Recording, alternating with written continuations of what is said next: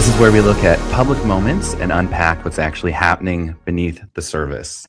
Nope, the surface. Do that again. Welcome to Reading the Room. I'm Adam Brayford.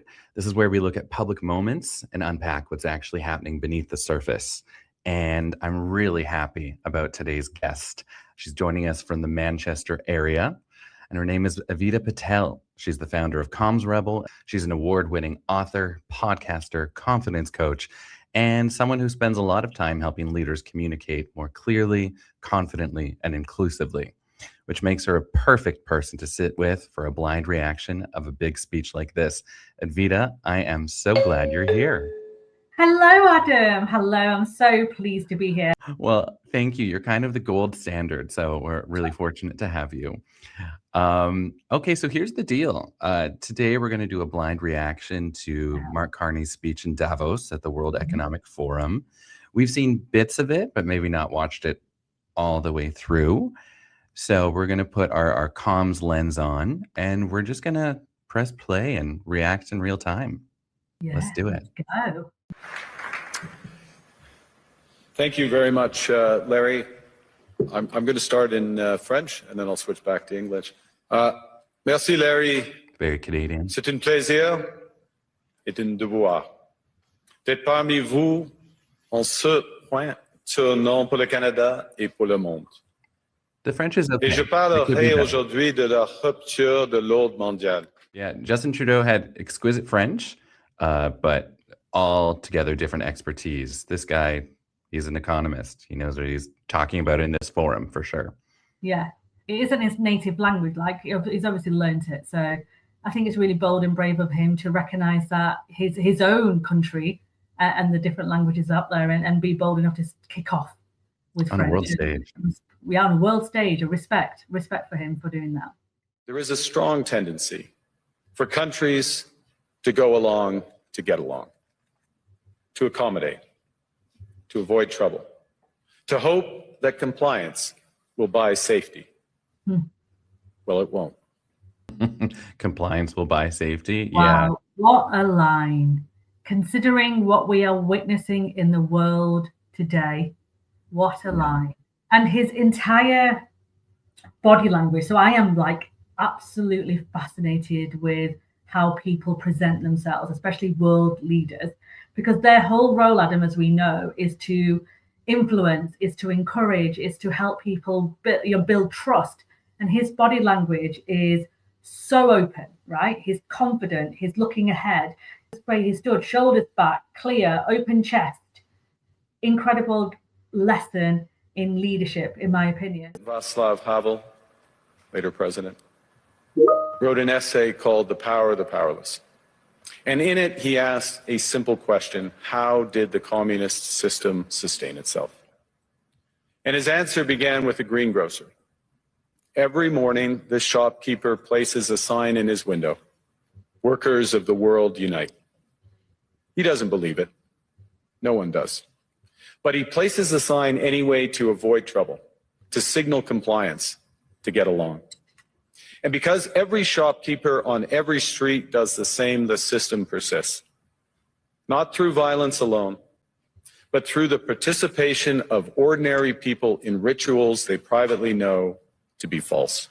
Not try to overcomplicate what he's saying. That story he just shared, that moment about the greengrocer and the impact of that, you know, what he did and why he did it, even though he didn't believe in it, that kind of setting the scene for the rest of the speech, right? And I think he's setting us up for a greater speech coming in the next 10, 15 minutes. When even one person stops performing, when the greengrocer removes his sign, the illusion begins to crack. Friends, it is time for companies and countries to take their signs down. 4 decades.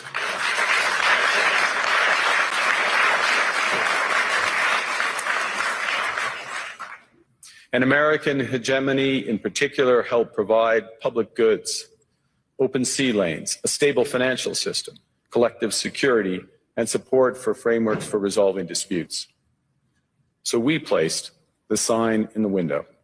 We participated in the rituals. And we largely avoided calling out the gaps between rhetoric and reality. This bargain no longer works. Wowzers. Wow, talk about holding a mirror up to everyone. No kidding. Yeah, that's such a good line. That is And you know, hegemony, just as a word, that would be where I would trip up. It's on the tongue. This is where a lot of leaders. Can you imagine some leaders today even using that word in a speech? No. It's again, it's at a level of vernacular that is academic, and it makes sense. He has a PhD, so interesting to see. It definitely does, yeah, and it comes across is you know what he's doing really well, demonstrating his intelligence and his knowledge without making other people feel stupid. And I think that's a lesson that a lot of leaders could learn from that overall. You cannot live within the lie of mutual benefit through integration when integration becomes the source of your subordination. When the rules no longer protect you, you must protect yourself. But let's be clear-eyed about where this leads. Adam, when the rules world of fortresses will you must protect yourself. When the rules no longer protect you, you must protect yourself. I mean, what a line. This speech is the memorable moment in this speech that you can recite back. He is one clever guy. And the way he's stood, and I'll keep going on about his body language, but his stance, hands on the side, chest open, direct eye contact, no shuffling with papers, no glancing down with some world leaders do. He is like on it. And his memorable moments is what makes, in my opinion, someone that you want to listen to and someone that you want to recite when you're talking about the speech. And he's so far in 10 minutes in, we have heard many of those memorable moments. And that is a key, in my opinion, example of how to tell a story that has impact. And it's just the right time and the right place, because we've seen him go around the world forming relationships with countries for trade agreements. And so to come now and speak, he's got some credibility to him. But to your point about the way he's standing, that's a hard thing, is to confidently stand and just keep your damn hands at your sides. Even Obama had, some of his greatest speeches had notes, right? You could see him like turning the paper or glancing down. But this guy, and one brilliant thing about him is that even if you weren't his fan or agreed with his political stance, you respect him.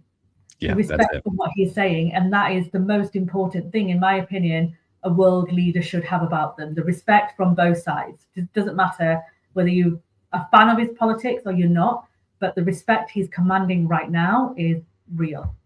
Yeah, that's right. This isn't a liberal appreciation podcast. It's about communication and reading the room, and I think you're right. No matter who you are, you can respect it. Yeah, it doesn't matter who you are. The respect is real. Yeah. And the question for middle powers like Canada is not whether to adapt to the new reality. We must. The question is whether we adapt by simply building higher walls, or whether we can do something more ambitious. See, so what he's that part is like genius, right? He included the room.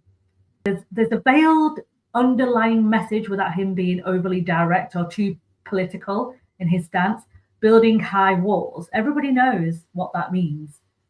But yet he's done it in such a clever, smooth way that doesn't evoke emotion in terms of rage or rant. He's not distracting from his core message. And that's what I love about that segment. Like, he's making the point, the veiledness around some of the decisions from world leaders. We're not going to name them. It's not about a political podcast, but we're not, he's basically made a point. Listen, we can do high walls, or we can work together.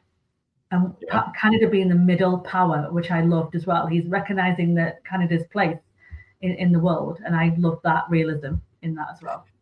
As a Canadian, and having spoken to other professionals from this part of the world, that line really resonated really well for us as a middle power. It's just kind of owning who we are and what we're here to do and how we have to move forwards.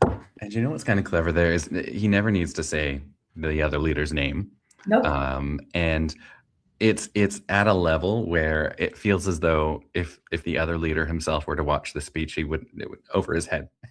On critical minerals, we're forming buyers clubs anchored in the G7 so that the world can diversify away from concentrated supply. No, the very first slip. And on AI, and only one we're cooperating with like-minded democracies to ensure that we won't ultimately be forced to choose between hegemons and hyperscalers. This is not naive multilateralism. Argue the middle powers must act together because if we're not at the table, we're on the menu. Love that line. And have you noticed his pauses, right? The strategic pauses, the emphasis on certain words, just so he can have that desired impact. And that line that, you know, if you're not at the table, you're on the menu. I mean, I don't even think I could even come up with a line that genius, because that is a line I've heard repeated.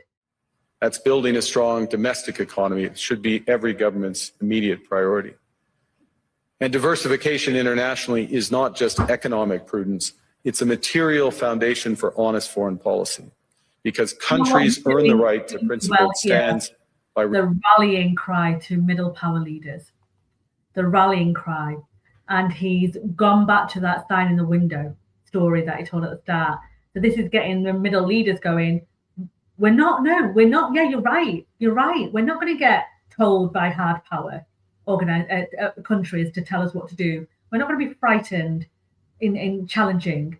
We have got every right to stand up for who we are and what we do. And this is his way of saying to them, you've got this.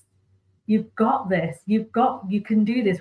And that's in my opinion, that's a really important reassurance for many who may feel a bit lost or stuck in terms of what it is that we need to do in this crazy wildness that we're living in right now.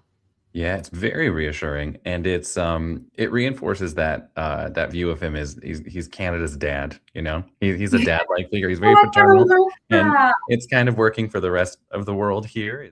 We understand that this rupture calls for more than adaptation. It calls for honesty about the world as it is. We are taking the sign out of the window. We know the old order is not coming back. We shouldn't mourn it. Nostalgia is not a strategy. But we believe that from the fracture... Ding, ding, ding. Another quotable moment. If you're not at the table, you're on the menu. Nostalgia is not a strategy. Damn. It's good. It is. Yeah. To name reality, to build our strength at home, and to act together. That is Canada's path.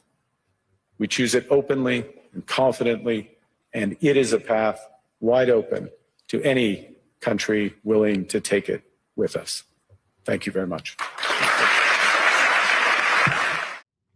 I mean, oh my goodness. What a speech. If anyone thinks that was not a good speech, they need to look in the mirror, take a good long hard. As we said throughout this, Adam, it doesn't matter what your political position is. That, in my opinion, is a powerful, impactful speech read meaningfully by a leader who wants to see change. I would say my favorite thing about the speech is that it is, above all, it's substance. You know, you talk about style and substance, and you know, we've spoken about his style. It's good. He's confident. He's calm, but it's not fluff. It is packed with meaning. It is well informed, and to your point, like I would imagine he had a heavy hand in the writing of this speech. And I guarantee, to your point, Mark Carney has had a lot of communications coaching from his team to get him to this point.